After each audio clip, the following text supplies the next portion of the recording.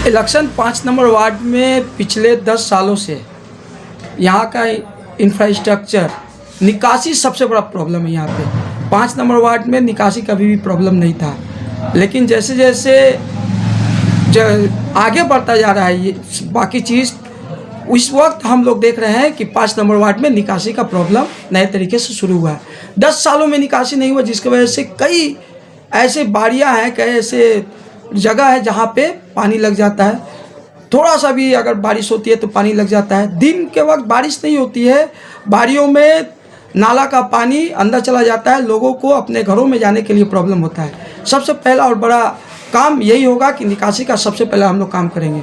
उसके अलावा आप लोगों ने देखा होगा कि अभी जिस रास्ते से आप आए वो रास्ते की हालत कैसी है। पिछले 5 सालों से ये रास्ता एक बार भी नहीं बना है। 2 साल से यहाँ पाइप लगने के बाद से बारिश आज ख़त्म होगी तब यहाँ पे ये रास्ता बनेगा। इस नाम पर पिछले 2 सालों से इस रास्ते को नहीं बनाया गया। रास्ते की मरम्मत है। इसके अलावा पिछले 10 सालों में विधवा पेंशन हो, ओल्ड एज पेंशन हो, लड़कियों का बहुत किस्म का स्कॉलरशिप आता है। ये स्लम्स एरिया है, माइनॉरिटीज एरिया है, उर्दू बोलने वालों का इलाका है। यहाँ पे बहुत सारे ऐसे स्कीम आते हैं गवर्नमेंट के, चाहे वो सेंट्रल गवर्नमेंट हो या स्टेट गवर्नमेंट, वो तमाम फंड, वो तमाम स्कीम लोगों तक नहीं पहुँच पा रहा है। इन तमाम चीज़ों पर किस तरह स्मूथली जो उनका हक का पैसा, ये पैसा तो गवर्नमेंट का पैसा मतलब हमारा पैसा, बहुत सारे बेसिक काम है। मैं बोला तो यहाँ पे बहुत सारी ऐसी स्कीमें हैं जो म्यूनिसिपल और सेंट्रल गवर्नमेंट की तरफ से आती है, जो यहाँ के लोगों तक नहीं पहुँच पाता है। ये लोग प्रचार कर रहे हैं कि एमएलए हमारा है, एमपी हमारा है, गवर्नमेंट हमारा है, एक काउंसलर जिता के क्या कीजिएगा।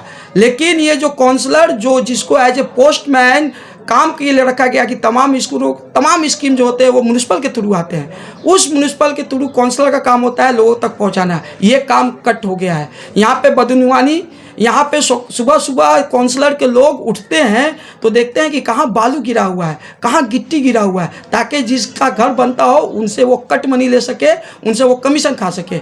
मेरा ये पहला काम होगा कि इलाके में बदनवानी को ख़त्म करना होगा।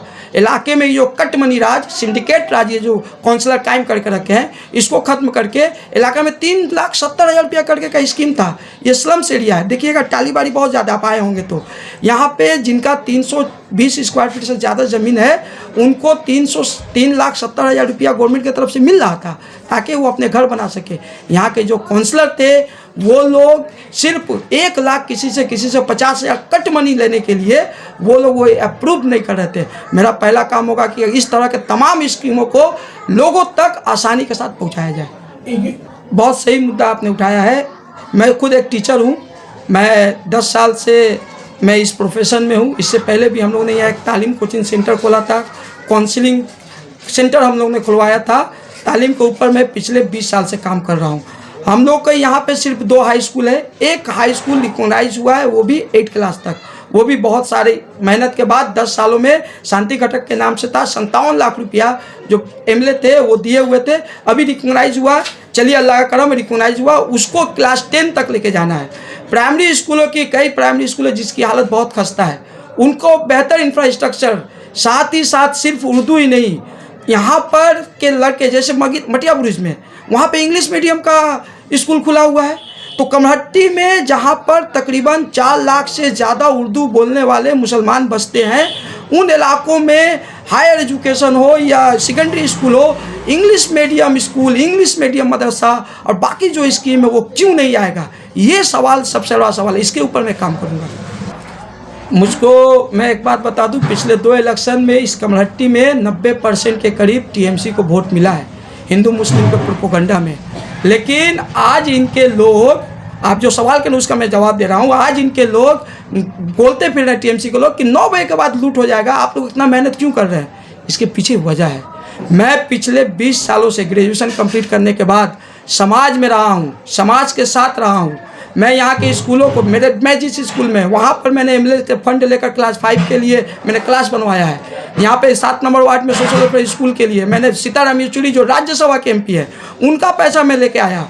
यहाँ पे मुस्लिम यूपी स्कूल, उसके लिए मैंने फंड उसके लिए करवाया। तो मैं जुमलाबाजी नहीं कर रहा हूँ, हम लोग काम करते हैं और लोगों ने हमारे कमेटी के तमाम लोग, सिर्फ 5 नंबर वार्ड के नहीं, मेरे नाम से मुझको जानते हैं और मेरे काम से मुझको जानते हैं। अफजल खान जुमलाबाजी के लिए नहीं, अफजल खान काम के लिए पहचाना जाता है।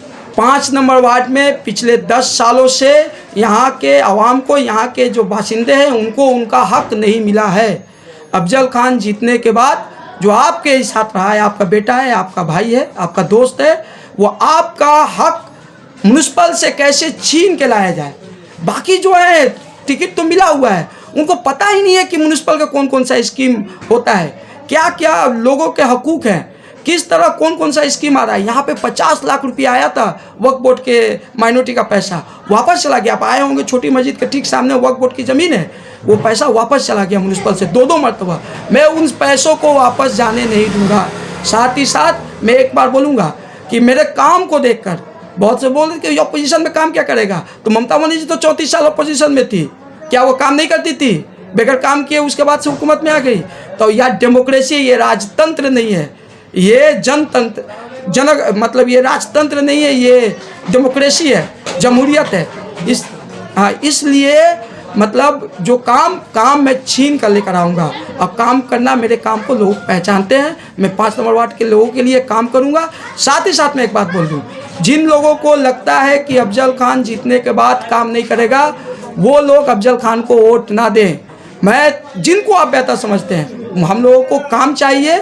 हम लोग वोट सिर्फ काम के लिए मानने, कुछ लोग राजा बनने के लिए वोट मानने, कुछ लोग प्रोमोटिंग करने के लिए वोट खड़े हुए हैं, कुछ लोग कौन सा इलाका सगदत्तों पे किसका राज रहेगा, बीटी रोड के नाला के ऊपर की ज़मीन कौन छेकेगा, ये सब बात कर रहे हैं काउंसिलर उठकर।